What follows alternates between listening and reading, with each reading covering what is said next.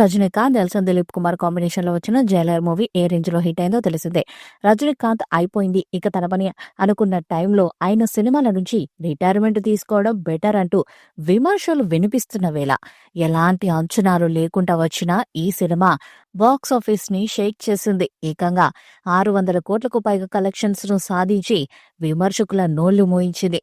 దీనికి ముందు Nelson Dilip Kumar direct చేసిన బీస్ట్ ఘోరంగా ఫ్లాప్ కావడంతో పాటు తీవ్ర విమర్శల పాలైంది. డైరెక్టర్ పై అందరూ నోరు పారేసుకున్నారు. అలాంటి నెల్సన్ తో రజనీకాంత్ సినిమా చేస్తున్నారంటే ఇక ఈ మూవీ పని ఖతమైపోయినట్లే అని కామెంట్లు వినిపించాయి. అయితే అందరి అంచనాలను తలకిందులు చేస్తూ జైలర్ మూవీ సూపర్ హిట్ గా నిలిచింది. ప్రస్తుతం జైలర్ మూవీకి సీక్వెల్ రాబోతున్న సంగతి తెలిసిందే. ఇటీవల కేరళలో ఒక స్కెడ్యూల్ ను పూర్తి చేశారు. ప్రస్తుతం చెన్నైలో షూటింగ్ జరుగుతుంది. తొలి పాటలో రజనీకాంత్ కి అండగా నిలిచే వ్యక్తులుగా మోహన్ లాల్, శివరాజు కుమార్ అతిథి పాత్రల్లో మెరిశారు. వీరి క్యారెక్టర్లు సీక్వెల్ లోనూ కంటిన్యూ అవుతున్న ఈ క్రమంలో మలయాళ స్టార్ మోహన్ లాల్ తాజాగా జైలర్ 2 సెట్ లోకి అడుగుపెట్టారట. ఈసారి ఆయన క్యారెక్టర్ మరింత అదిరిపోతుందని డైరెక్టర్ నెల్సన్ హైప్ పెంచేస్తున్నారు.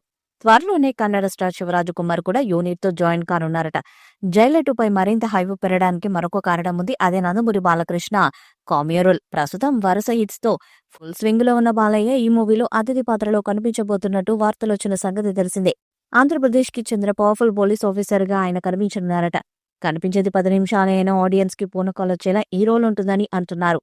ఈ చిన్న రోల్ చేసేందుకు బాలకృష్ణ ఏకంగా 22 కోట్లు తీసుకుంటున్నట్టు ప్రచారం జరుగుతుంది. అయితే బాలయ్య క్రేజ్ దృష్ట్యా ఆయనకు ఎంత ఇచ్చినా తక్కువేనని మేకర్స్ కూడా అనుకుంటున్నారట. ఆయన కూడా త్వరలోనే సెట్స్ లో అడుగు పెట్టనున్నారని టాక్. ఇక టాలీవుడ్ కింగ్ నాగార్జున ఇందులో విలన్ గా కనిపించబోతున్నారని ప్రచారం జరుగుతుంది. హీరోగా ఇటీవల కాస్త వెనుకబడ్డ నాగార్జున క్యారెక్టర్ ఆర్టిస్ట్ గా మారిన సంగతి తెలిసిందే. ఇటీవల వచ్చిన కుబేరలో ఆయన కీలక పాత్రలో కనిపించి మెప్పించారు. ప్రస్తుతం రజనీకాంత్, లోకేష్ కనకరాజు కాంబోలో తెరకెక్కుతున్న కూలీ అనే సినిమాలో అదిరిపోయే రోల్ చేస్తున్నారు.